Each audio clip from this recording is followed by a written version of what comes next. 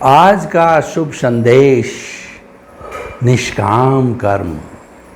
ये गीता में भगवान कृष्ण ने बताया कि हमें जीवन के अंदर निष्काम कर्म करना चाहिए। हम कर्म हर क्षण करते हैं क्योंकि हमारे साथ में मन जुड़ा हुआ है और मन लोभी मन लालची मन चंचल मन चोर मन के मते न चालिए पलक पलक मन और। मन का काम ही चिंतन करना है। मन जो है एक बंदर की तरह चंचल है और कभी शांत नहीं बैठता है। हम जब रात्रि में सो जाते हैं तो भी स्वप्न देखते हैं, उसके अंदर विचार करते रहते हैं। तो इसीलिए विचारों को जो है वो कर्म को हम रोक नहीं सकते हैं। तो प्रश्न ये, कर्म तो करना ही पड़ेगा।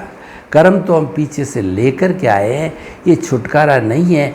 जीवन पर्यंत जितना हमारा आयुष्य है हमको कर्म करना ही पड़ेगा, हमारी बाध्यता है, वो हमारी स्वतंत्रता, उसमें हमको स्वतंत्रता नहीं है।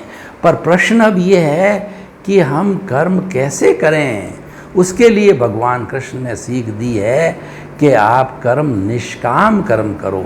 निष्काम कर्म का अर्थ ये है कर्म तो करना ही है, फल की इच्छा मत करो।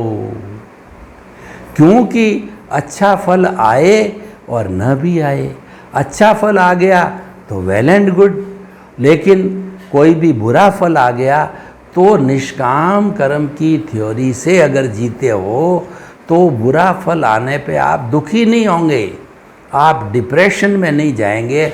और कई लोग तो अगर मान लो चाहा हुआ रिजल्ट नहीं मिलता है तो वो सुसाइड तक कर लेते हैं, अपनी मौत कर लेते हैं। तो उससे क्या फ़ायदा।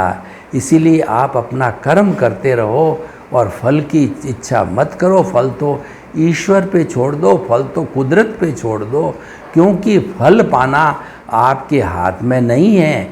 आपने तो पूर्व जन्म के अंदर जैसा पेपर किया है, जो कि इस जन्म के अंदर आपको एग्जामिनर जो कुदरत है वो रिज़ल्ट देने वाली, रिज़ल्ट कुदरत वही देगी। जैसा आपने पेपर किया है उसी के अनुरूप ही वह जो है संजोग जुटाएगी, अच्छे या बुरे। तो आप कुदरत को ब्लेम नहीं कर सकते कि मुझे इस तरीके का जो है वह संजोग क्यों दिया। कुदरत के हाथ में नहीं है, ये तो आपका उपादान है, आप पीछे से लेकर के आए हो, उसके अनुरूप ही वो दे सकती है। उसके अतिरिक्त देना कुदरत के हाथ में भी नहीं है। इसीलिए निष्काम कर्म या जीवन में लक्ष्य बनाओ।